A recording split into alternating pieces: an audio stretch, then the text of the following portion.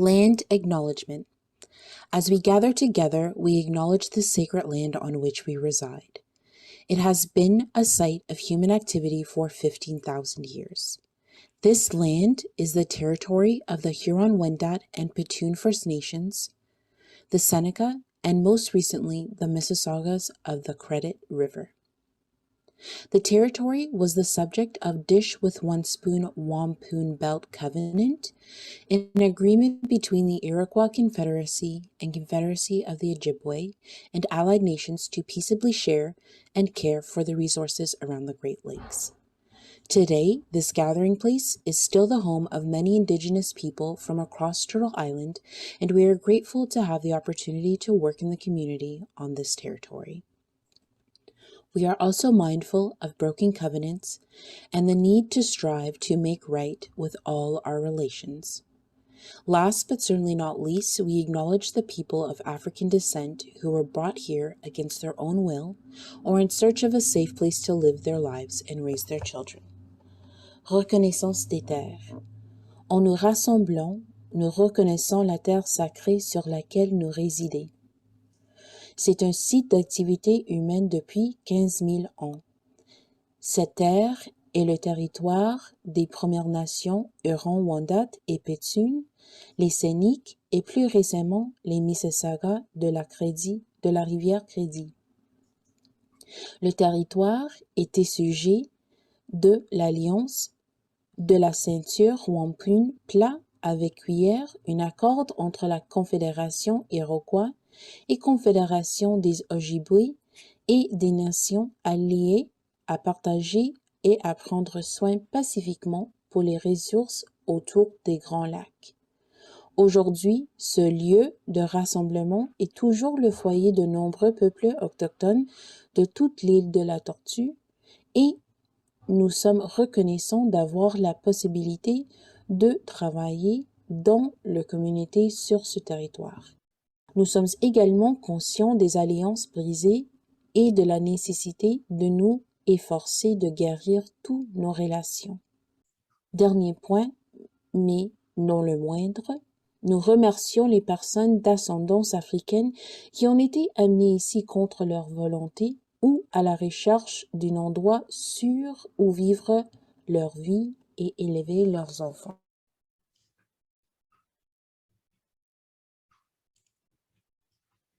Hello, good evening, good afternoon, everyone, actually. Hope everyone's doing well. Happy Mother's Day to all the mothers. We had Mother's Day on Sunday.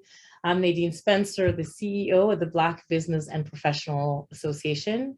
We are a 40-year-old organization that works to address equity and create economic opportunity for Black business and professionals. And we do that through our programs, our 21 programs, and also through events like this, sessions like this, educational sessions like this, that we bring industry leaders in various different, from various different areas to share with you the nuances, the how-to, to navigate certain areas and fields and marketplace. And today, I'm really, really very pleased to have a representative from the U.S. Consulate office. His name is Bojan Opsenica. He's an investment specialist of the U.S. Consulate General, Toronto, and he assists Canadian companies with U.S. expansions. And, I myself, owned a food company, and, when I expanded into the United States, it was a vast, big, wonderful market. And what was missing for me was that I didn't know all the nuances of that marketplace. But we have Bojan here today to talk to us about that. Bojan is responsible for assisting Canadian companies with all matters related to investment and operational expansion in the United States, including counseling, ombudsman services, events, and contact with U.S. federal agencies, state and regional representatives. So I'd like to introduce you now to Bojan. Bojan, welcome, and thank you very much for being with us today.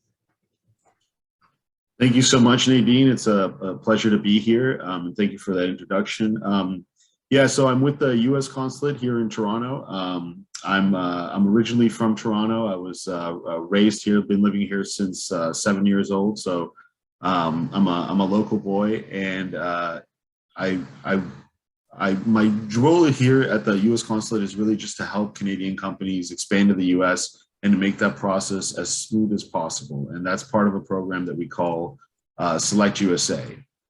So today I'm going to talk about, some kind of resources and best practices for Canadian companies that are expanding. I've been doing this for 7 years now. So we've worked with, over 300 companies that have successfully expanded, and hundreds more that have, considered expansion or that have worked with us. So we've got a great kind of wealth of experience with us. And, I'm not an expert in taxation or legal structures or anything like that. But I would say that I have kind of a little bit of knowledge about everything, so I can help make those first steps as you're considering your expansion. So I'll start by, let's see. Okay, there we go. So I'll start by just kind of giving you like a big picture overview of, what foreign investment is and why we're promoting it, and convince you that, we are the government and we are actually here to help. And then I'll move into some best practices, some knowledge that we've gained from helping Canadian companies and other international companies. And then I'll talk about our actual organization and the services that we provide for Canadians, and how you can take advantage of it. So just to start off, a quick overview of Selectusa. It's part of the U.S. Department of Commerce. It was created in 2011 by executive order in the Obama administration. It was kind of a result of the financial crisis. A lot of states were asking the federal government for help with getting those jobs back and helping international companies expand to the U.S. and kind of demystifying, all the confusion that comes with considering opening up shop in a new market. So we help with everything from, a small sales office to large, warehousing or distribution centers. As long as you're creating U.S. jobs, then we're here to help. And why is this relationship so important to us? Canada is actually the second largest investor in the United States. Canadian companies account for almost $570 billion worth of investment as of 2020. And that relationship is actually growing every year, which you can see here under the top chart under flow. So it's not stagnant. If you read The Economist, you'll read a lot about, Chinese investment in the US and Indian and all these other countries. But at the end of the day, the biggest partners and where most of the growth is coming from is from Canada, as well as the UK, Japan, and Germany. And it's a two-way relationship. So the US is also Canada's biggest investor. I think American companies account for something like 50% of all investment in Canada. So, and of course, when companies invest in the United States from Canada, a lot of the times they're also generating exports for Canada and creating jobs back here. So it's always a two-way street. And just to give a little more detail, so Canadian companies support 871,000 US jobs. That's not including construction, that's just Americans employed by Canadian companies. And they create 16 billion in US exports. So this is just to illustrate what an important relationship this is for us, for the US government, and for the American people, and why we want to help nurture it and help make things as easy as possible. So why do so many Canadian companies choose to expand to the United States? Well, the first, this is based on survey data from actual company expansion announcements. So the number one reason is proximity to markets or customers. There's always going to be, the number one reason for most companies.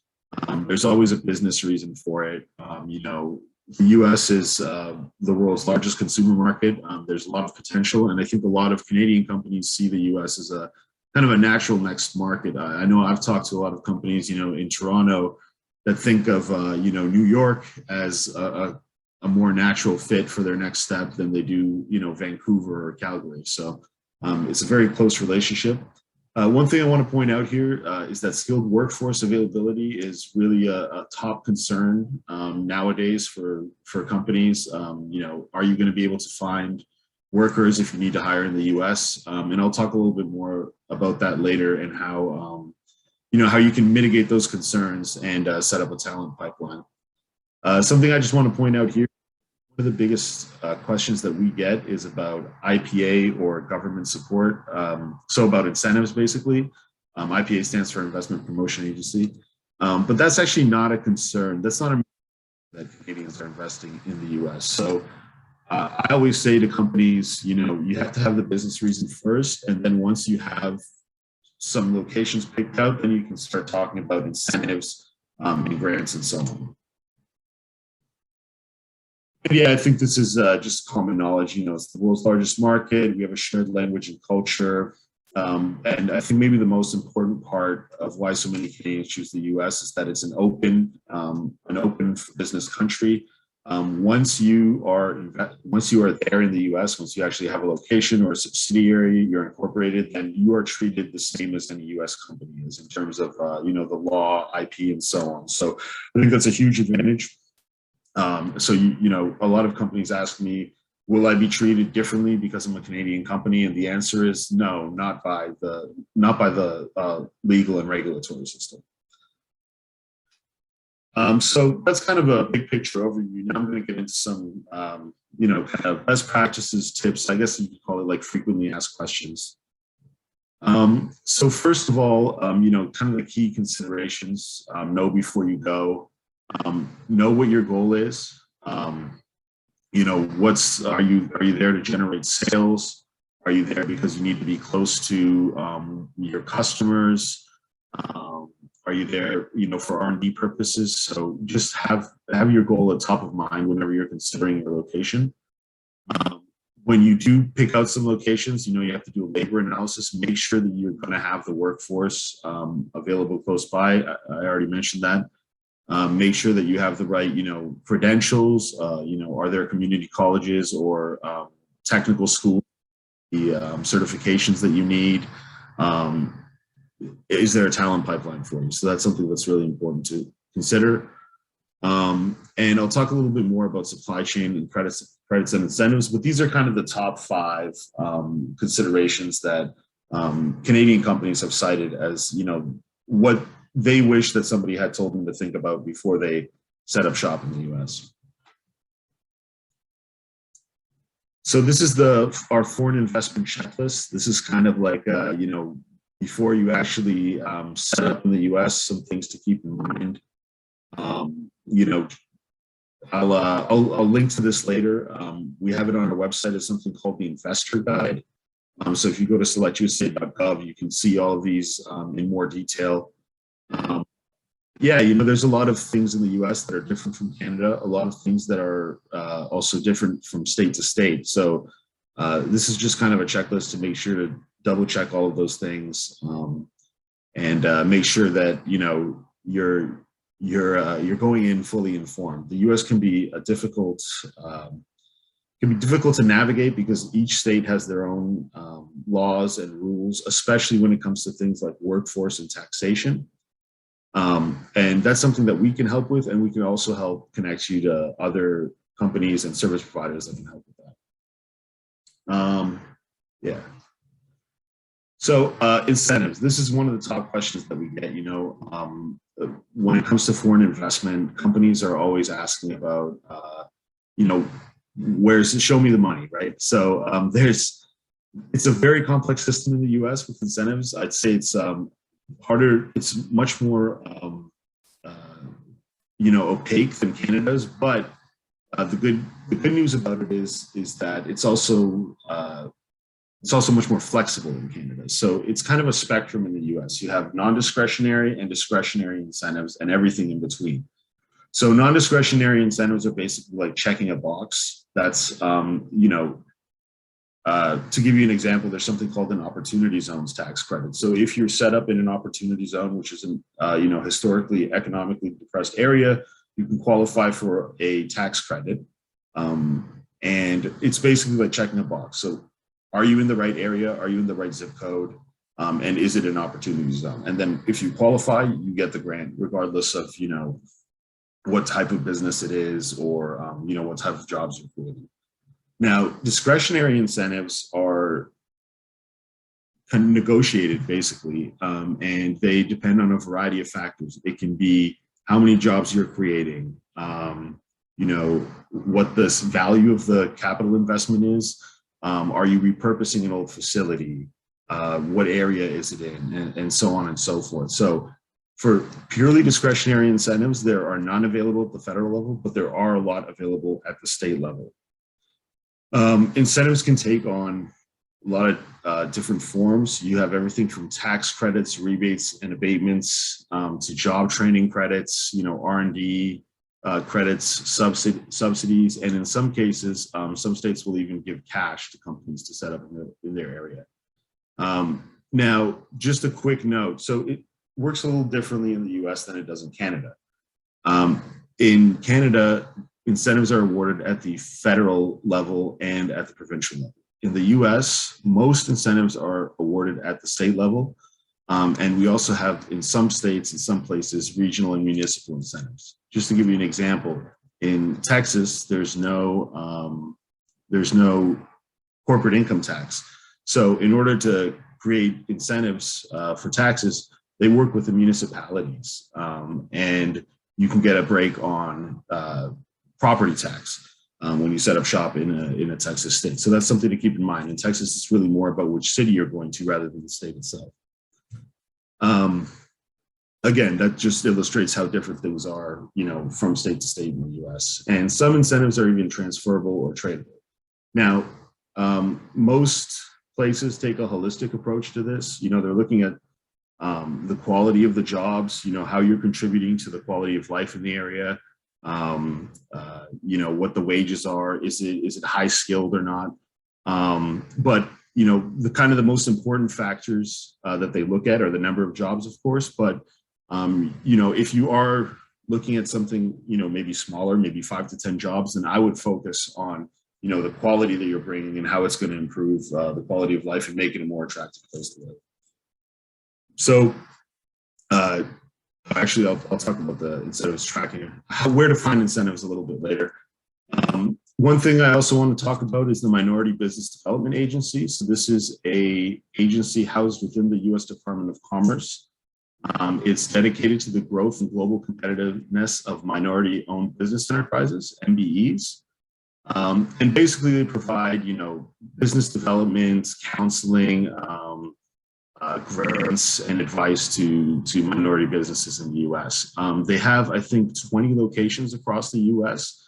And really you would want to go with whatever is close to the area that you're considering to start a conversation with them. Now, most of their services are only available after you're already in the U.S. So they're not really helping Canadian companies that are just exporting. But once you have a location, then you can make use of the MBDA services. You'll get assigned a specific person to be your point of contact at the local center, and we've heard great things about them. They're a sister agency of ours. So if you want to know more about where they're located, you can take a look at the MBDA website, and it'll have a list of all their centers in the U.S. as well as some grant programs and so on. Now, I will say that some of their grant programs are restricted to U.S. citizen-owned businesses, but not all of them. And even for the ones that are restricted to U.S. citizen-owned businesses, what companies will do sometimes is set up a 50-50 joint venture with a U.S. partner. Okay. And just a little bit more about what they do. They connect companies to private lenders, banks, mutual funds, and investors. They also give advice on how to work with them, because sometimes it can be difficult if you don't have a history in the U.S. With a U.S. bank. It can be difficult to get loans because you don't have U.S. collateral. Unfortunately, that's a problem that many Canadian companies face, but that's something that NVDA can help with. And they also have help with, accessing contracts, educating companies on how to enter the federal and state supply chains. And once you're actually established there, they'll also help you export to other countries if that's something that, your company is considering. Okay, and some other, partners and resources to keep in mind. So U.S. state and regional economic development agencies, that's what I mentioned before. So if you're talking about, incentives, they're really your first, you're going to be your first contacts. Most of the negotiated incentives are at the state level. However, these agencies actually do a lot more than just incentives. So if you have, if you don't think that you are investing, in a big operation that would qualify for an incentive, I would still talk to them because they can help with everything from finding real estate, finding local partners, market research, business development, and so on. I mean, they're usually very well connected, and their role is to help companies expand just like me, but unlike me, they're actually local. So they know, exactly what the market there is and who the big players are, and they can help you.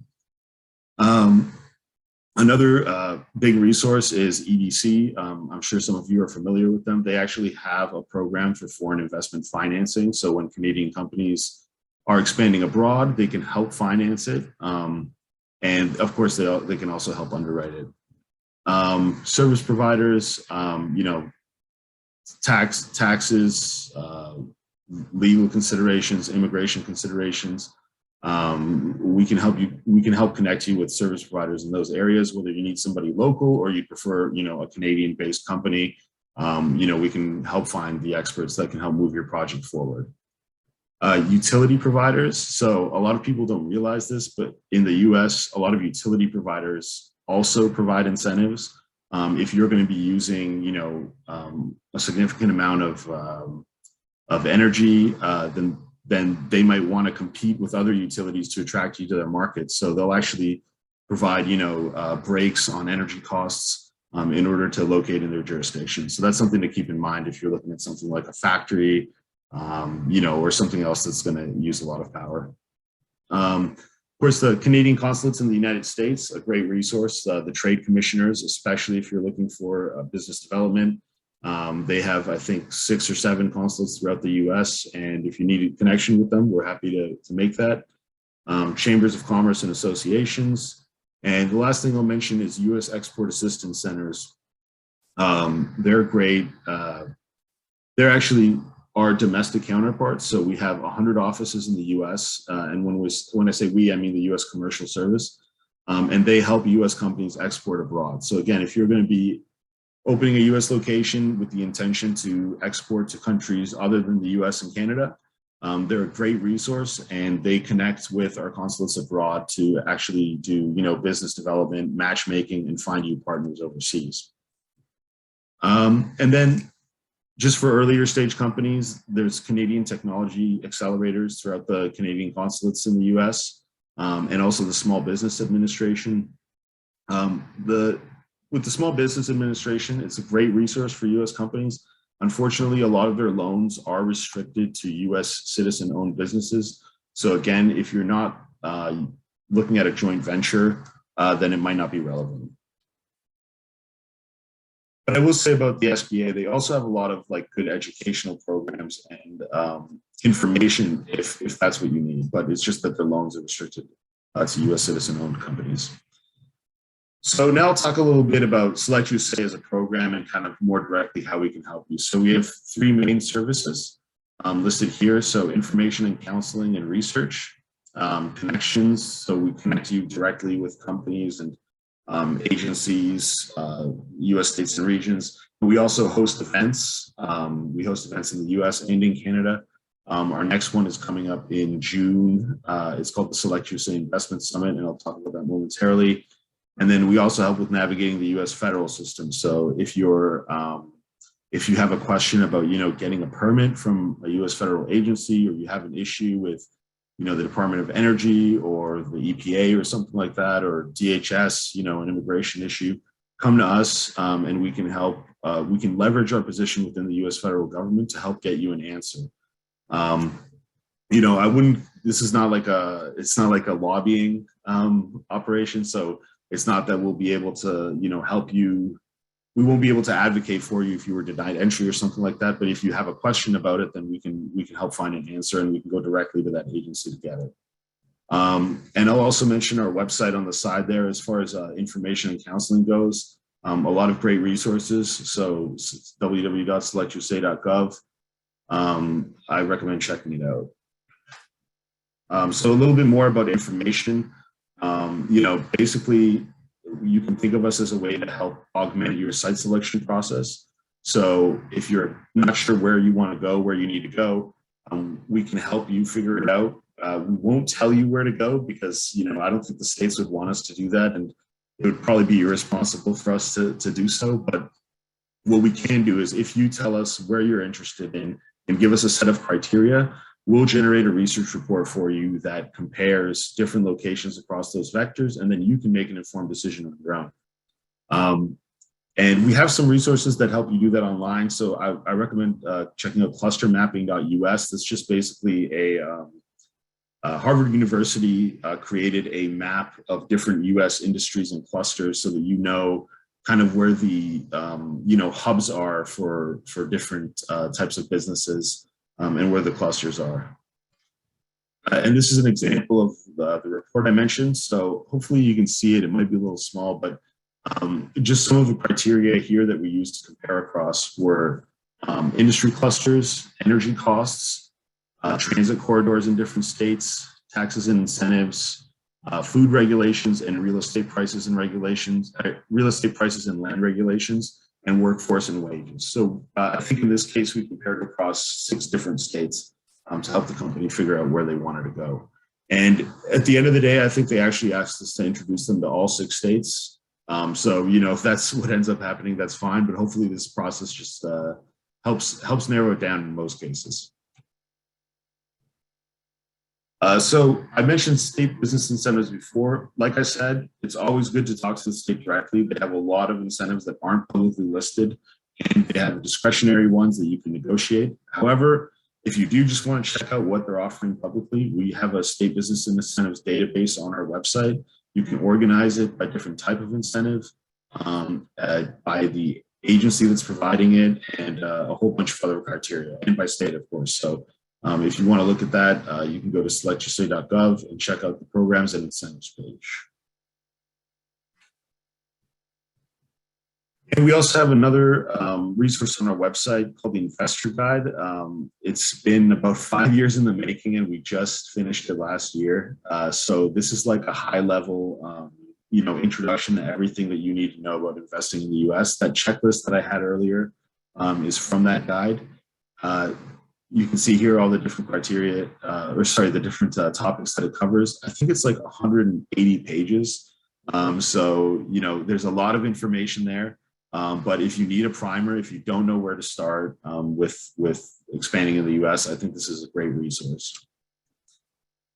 And sorry, I don't have a slide on it, but one note about immigration. I just want to give a quick plug to the U.S. Consulate's E2 investor visa. So I'm not a visa expert. I don't adjudicate visas or anything like that, but we have heard great things about the process for getting one of these. If you want to know more about the E2 investor visa, you can check out the U.S. Consulate's website, and you'll see there that there's a page for the treaty, trader, and investor visas, or you can email me and I'll send you the link. The nice thing about it is that there's no minimum amount for investment.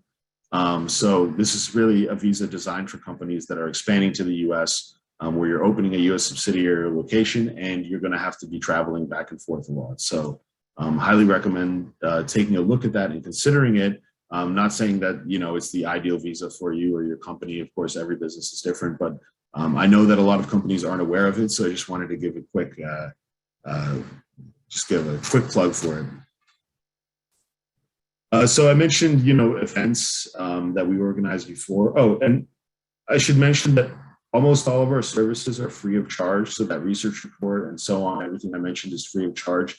The only thing is that we're mandated to recover costs if we have them. So the only time that we do that is usually for events where we're, booking a venue and, paying direct costs for something. So, but everything else is free of charge for Canadian companies. So I want to talk now about the 2022 Selectusa Investment Summit. I mentioned it earlier. So this is taking place July 26th to 29th in Washington, D.C.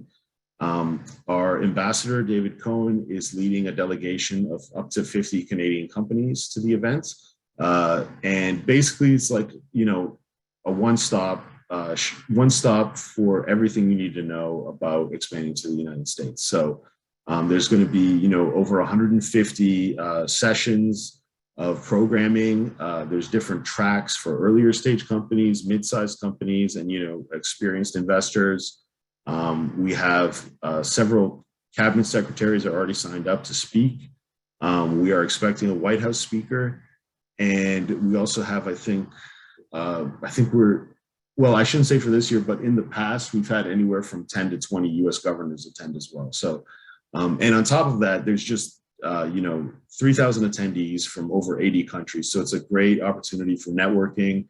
And you can learn pretty much everything that you need to know about investing in the United States. Yeah, this is just kind of a list of topics that are covered in the programming.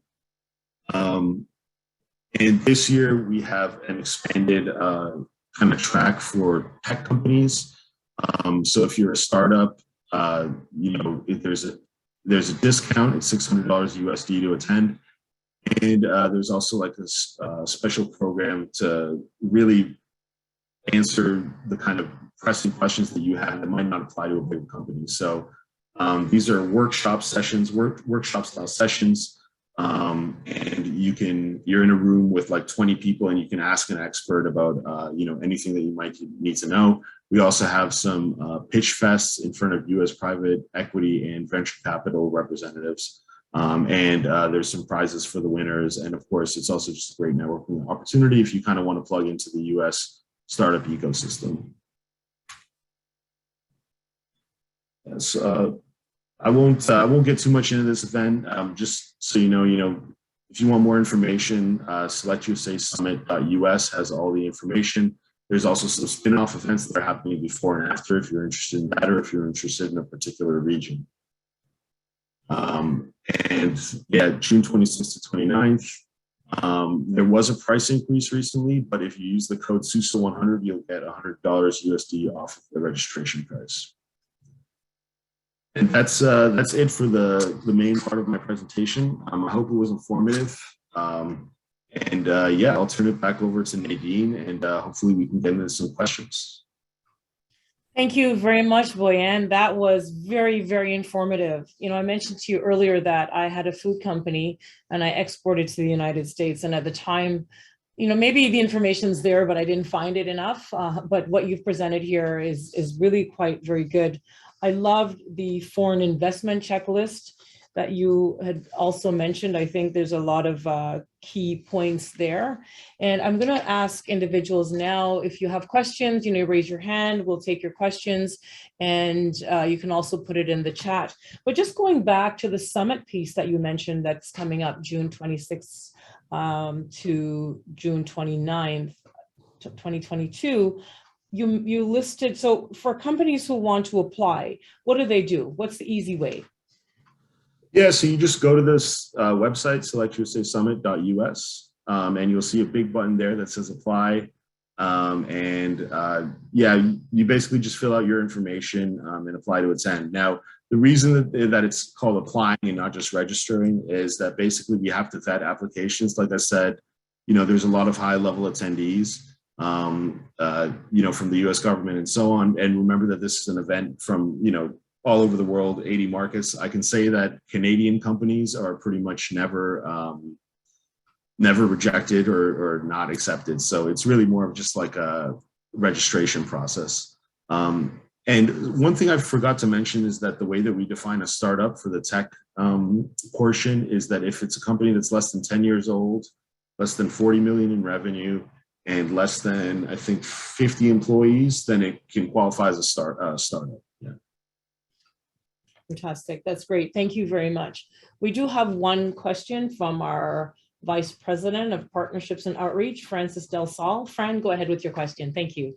Thanks, Nadine, and thanks, Bojan. This was quite interesting. I see tremendous opportunity for us to take our our members, our entrepreneurs and Black businesses to engage in business with the US. So thank you for this awesome presentation. I know you touched briefly on the Minority Business Development Agency, and because we're a Black organization, we serve generally the Black community.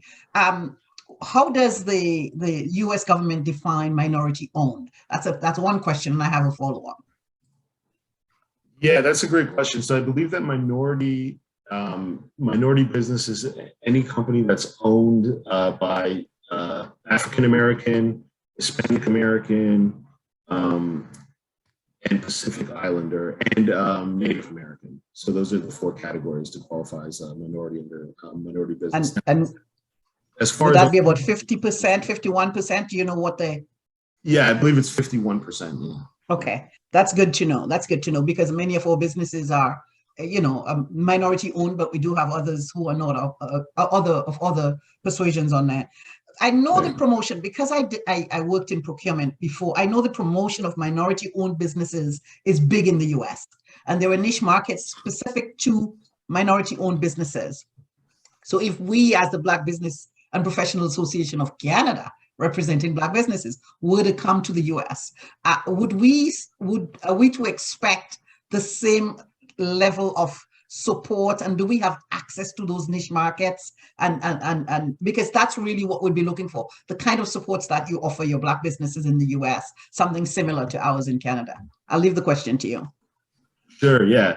I know that it depends on the program, but I do believe that in most cases, once you are in the US, once you have a location in the US, you're treated the same as a US company.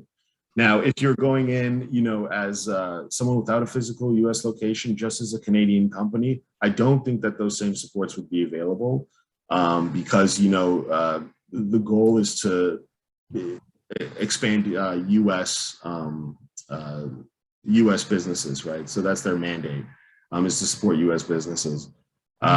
I think that the key is to have a US location or a US subsidiary in order to qualify as a, quote unquote, US company. Thank you. Thanks a lot. No problem. Yeah. And, another point thanks so much, Francis, for your question. You mentioned, as long as you're creating jobs, we're here to help. And so for somebody who wants to export their goods or service, which may not necessarily be creating jobs, right? How does that work? How do you help that individual? Right. Well, I will say that our program is really focused on people that are kind of going beyond the step of just exporting. Right now, you could still be creating jobs if you're exporting. Like I mentioned, distribution centers and warehousing. A lot of companies are exporting with such a volume that they are creating jobs even in the US, even though they're just selling, because they have to have a location just to sell to the US. We're probably not the best resource for companies that are just exporting, because we don't have access to company level data in the US. So, a lot of times companies will come to us and say, hey, can you find me a partner in New York? Or can you tell me who my competition is in New York? And just the way that our research team is set up, they have all this data on wages and kind of not macro, but higher level data. They don't have individual names of companies or representatives at the local level. So I would recommend, we can still point you in the right direction. That's why I mentioned the Canadian consulates in the US. But there's also other local organizations that can help Canadian companies just sell to the US. For example, a lot of the local chambers of commerce will do that. And some of the economic development organizations in the US are public-private partnerships, so they're more open to helping international companies sell to US companies. But there is that kind of level of if they're government entities, then usually they're not helping foreign companies export to the US. Thank you. So, one of the questions we have is, what is the specific regulations that we should be, that should be looked after? What are the specific regulations that should be looked after as we are looking to do business in the United States? The top three. The top three. I mean, most regulations are, industry specific. But if you're, I would say the top things to watch out for are taxation, like rules in the US. So there are a lot of, it works a little differently from Canada, and there's the risk of being double taxed on the same goods. If you're carrying out activities that qualify as permanent establishment in both the U.S. and Canada. So that's a very complicated issue, though, and we do get a lot of questions about it. But like I said, I'm not an accountant, so usually we refer those kinds of questions to our accounting partners. There is some detail in the investor guide, but like it's a little vague just because it's really dependent on the situation. And then the other thing, of course, is visas and immigration. It's pretty straightforward for most Canadian companies when they're starting out, because all Canadians are able to go to the US on a B2 without applying. But once you get past that kind of initial stage and you're doing something that qualifies as work, then I think that's something that you have to be thinking about. You have to make sure that you have your immigration documents in line.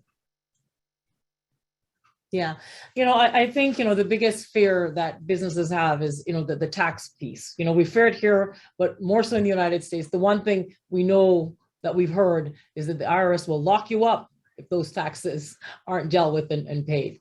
And so, for a business that's starting out, they're new, they're startup, they're definitely under the $10 million threshold, and I think that's one of the key pieces that they will look for understanding on, is just that clarity around, what are the tax implications as we set up. And I understand that in different states, there's different implications there as well. So New York is very different than California, which is perhaps very different than Miami. Yeah, definitely. And it's unfortunate because I think it is a barrier to a lot of companies that fear. But like I said, there's a lot of resources to help, and actually the states themselves are pretty open to helping guide companies through that. So that's another resource that some people aren't aware of. We can help connect you to somebody in the state government who can help you walk you through the taxation piece. That's great. And if you could talk a little bit about the visa, just a little bit further about the visa, it's the E2, the business E2 visa? Yeah. Yes. Yeah. What is, and I know you mentioned that you're not the visa person, but just, on an overall, like how long would it take a company to get such a visa so they can go back and forth, with easy access to the American market back and forth with this visa? Yeah. So good question. Before the pandemic, it was a very smooth, very quick process. I think there were cases of basically the way the E2 visa works is first you add the company and then you add workers. The process for adding the company would take anywhere between a couple weeks to a couple months. Depending on whether you had all your documents and so on. That's just the average time. But then once you had to add workers, there have been cases where a company needed to get, a technician to the US for an emergency work on like a manufacturing line. And the turnaround was like 48 hours to get that worker's visa process. So that's part of the point of the e-visa. Is that it's quicker than something like the L because it's processed at the consulate. It's not processed in the U.S., at U.S. Citizenship and Immigration Services. Now, and that's just my understanding. So if I said something wrong, don't sue me. But the issue now is that because of the pandemic, there is such a big backlog in visa processing. So the last time I checked for the E2 visa, the wait time to get an appointment was, I think, 6 months. I'm not sure what it is now, but you can check it on the website. So if you just search visa processing times for the US, there's a usstate.gov website that'll pop up, and you put in the location where you're trying to get the visa, and it'll tell you how long it takes for different types. That's just unfortunate. The problem is that, when there was a stay-at-home order, it was impossible to process visas because they need to be done on site. So it's not the kind of thing that you can work from home for. So we are working through that, and the wait time is getting, lower. And my hope is that soon we'll be back to, the pre-pandemic wait times, and we can get those e-visas processed quickly. Great, thank you. Also, you mentioned and you showed on your slide top 6 industry sectors. I noticed that food and beverage was number 6 on the list. I was actually surprised. So considering that a lot of our entrepreneurs are in the, especially maybe not beverage, but in the food sector, can you share any of the nuances that one within that industry that one would need to know to bring their food product into the United States? Yes. So again, we're working more on companies that are setting up food processing in the U.S. So part of the biggest reason that food processing companies actually approach us, I would say, is that they don't want to deal with taking food across the border. So they'll find a U.S. supplier, process it there, and then get it to their customer. That's one of the most, common reason that food and beverage companies approach us. But I do know we have a little guide on our website on the food industry sector and how to deal with the FDA. Yeah, that's what it is. I was trying to remember the name of the agency in the US. Yeah, on how to deal with the FDA. But obviously, it's a much more complicated issue getting food across the border than it is getting just regular goods. So that's the main reason that we see food and beverage investment in the U.S. is because companies are setting up, food processing south of the border so that they can avoid having to deal with, getting stopped by DHS and so on. Yes. And so we have thank you very much for that answer. And we have a question from Michael. How do we in the Black space, how can we benefit? How can we develop markets in the United States? Well, I'm not sure I have a great answer for that, but, I do think that it is a priority for this administration to help develop both minority-owned businesses and women-owned businesses. And, I do think that there's a lot of resources at both the federal and state level. I think that, the MBDA would be a great start. But also a lot of states have their own programs and grants for Black-owned businesses or minority-owned businesses. So that's a place to start. But of course, I think a lot of it is probably, just getting to the U.S., making local connections. I would encourage, trying to find similar, organizations to yours, and I'm sure that's something that BVPA can help with. I'm sure the local associations in the U.S. that are doing similar things. So I think that would be a good place to start. And the good thing about like associations and chambers of commerce is that they're not as restrained as governments. Like I said before, like we have a mandate to support investment and non-export. So sometimes we have to turn companies away, but they don't have that same problem. So a lot of the times they can be more flexible and make connections and so on. Great, thank you. So I'd like you to, at this point, perhaps walk me through an example. So our organizations, they really very much fit into the small, medium enterprise organizations. Do you have any case studies that you could share of a story, a journey of an individual or company that through your agency, how did it start? How is it going that you can share with us? Yeah, there was a company called Exhive a couple of years ago. There's a cybersecurity company out of Ottawa. They were very small. I think they only had like 10 employees or something like that. And of course, like a lot of IT companies, they were looking at, they were considering going to California, to Silicon Valley, but they just found that the costs there were too prohibitive. So they were considering canceling their US expansion altogether. But then they ended up coming to the Selectusa summit. They ended up meeting with a lot of states there. I think they met with like 10 states or something like that. And they ended up not only solving their cost problem, because they found a state program that basically you pay no taxes for the first, I don't know, X amount of years that you're there. They also found a college that was basically willing to set up a training program specifically for their company. So that basically alleviated all of their like workforce issues. And now Exahive is, they have locations in New York and California.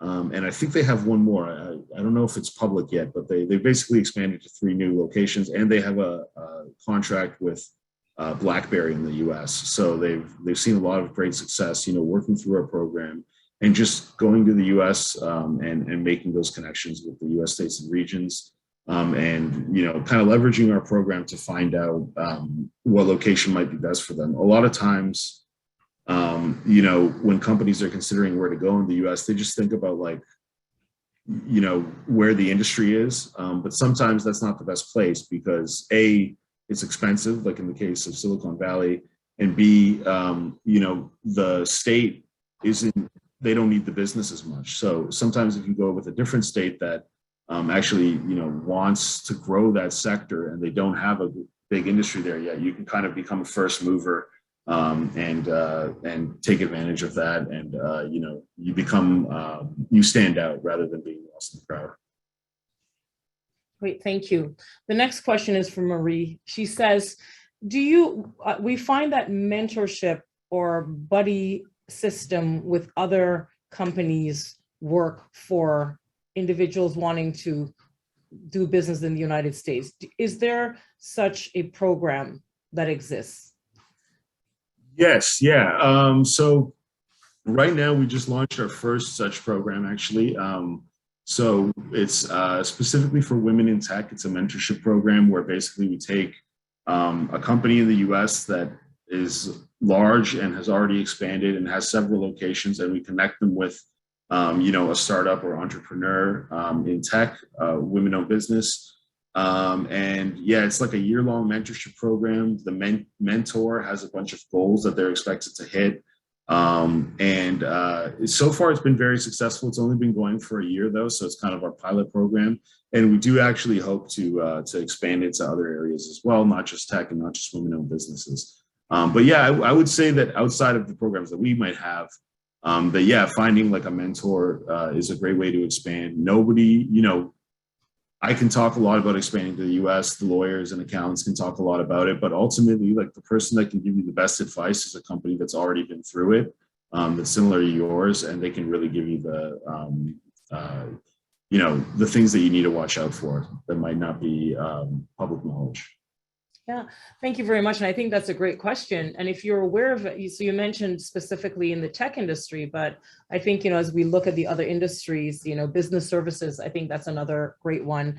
And even in the food and beverage industries, if you do have any resources that you can share, I mean, we encourage people also to look at other associations, and we ourselves will look to establish those partnerships as well. But if you do have anything further to share in other industry sectors, we'd be very interested in having, even a further follow-up conversation on that, those kind of partnerships that we could bring to the table. Yeah, for sure. I mean, I don't know off the top of my head, but that's definitely the kind of thing that we could look into. And, if you are interested in some kind of mentorship program, we could even try to find a company that might fit, from the list that we've already helped or that we know of that are in the US. So yeah, feel free to, reach out to me.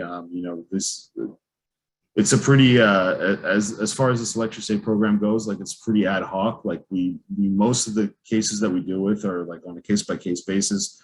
We try to field any request that we get. So yeah, if you have something that, I didn't mention in my presentation, but you think would be helpful for your company, feel free to reach out and ask. And if I can't get the information, maybe I can point you to someone who can. Yeah, and thank you very much. And there's another question, if you could elaborate more on expansion strategy development, I guess from what you've said in the foreign investment checklist. Someone wants to know more about the expansion strategy development.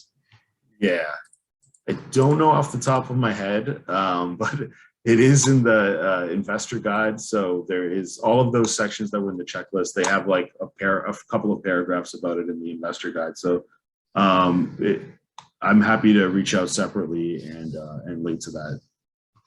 Of course, of course. Thank you. And I know, so this is a random question, you know, in your why Canadians choose the United States, there's a lot of great reasons. And of course, proximity, number one, a really great, you know, skilled workforce and so forth. But I find other makes up the 21% is a lot. What are some of the industries in that other? What are some of the reasons, sorry, in that other? Good question.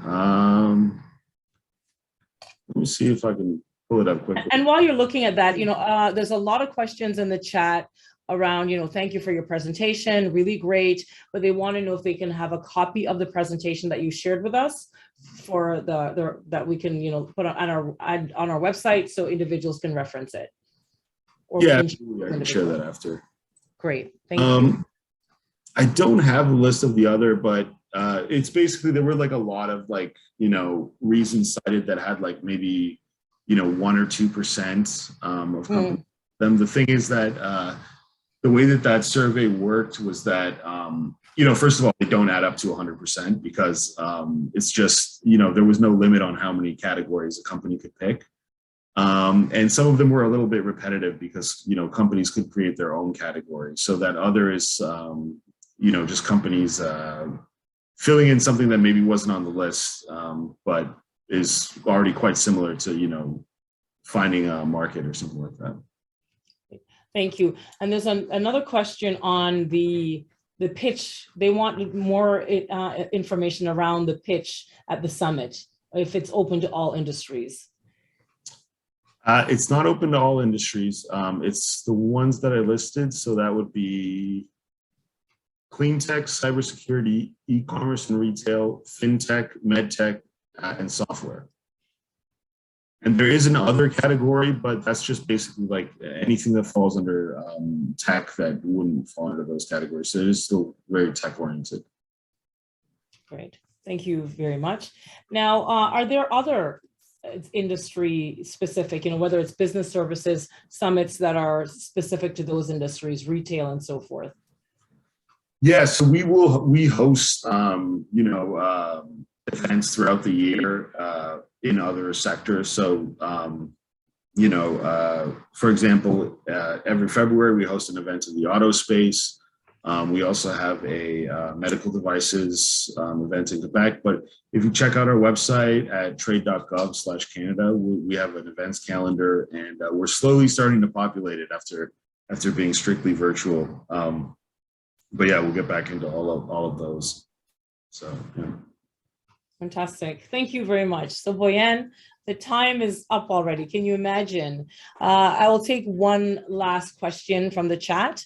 It's from Adulis. It says, what is the easiest, most encouraging state to do business in, and the hardest?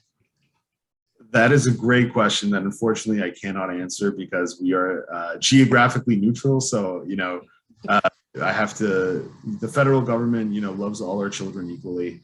But I will say that there are rankings out there. A.T. Kearney does one, and there's, I think The Economist also does a ranking of states by ease of doing business. So you can take a look at that, but I can't say it. Well, in my experience, New York has been wonderful. New York has loved me, and I love New York right back, right? And so, and then he's written, I'm going to guess California is the hardest, and Florida, Texas is easiest. I don't know. I can only share my own experiences. Thank you very much for your questions. I will say this about, real quick, I will say this about California. I've been, because, you know, they are very responsive. If we get a company that's interested in that state and we connect them, they do respond. So I think their reputation might be a little unwarranted, but I won't rank, you know, one over the other. Of course, of course. Thank you so very much, Bojan. It was wonderful to have you, and we would love to have you back. You know, you've answered some great questions. Your presentation was quite dynamic. I think we now have more insight as to what it is to expand our businesses in the United States. And we look forward very much to continue to working with your agency as we create and open doors and opportunities for our members. So thank you so very much. And thank you to all our members and participants who showed up today. We also have our president, Ross Kadas. Ross, did I see you here? Are you on, Ross? I thought I saw him come in. I wanted just to have him say a few words, but I think I've lost him. But thank you very much, Bojan, for coming. And we look forward to having you on once again as we open more doors and show our members new paths of opportunities. So thank you so very much. And thank you to everyone for being here. And also thank you, Victoria. For everyone who's asking for Bojan's contact information, Bojan, you've met a lot of friends here. You'll be getting a lot of communication from our members and questions asked. So you're going to be their new BFF. And we will share Bojan's contact info as well as the presentation as well after this session. Thank you so very much, everyone. Enjoy the rest of your day. Thanks so much. Take care.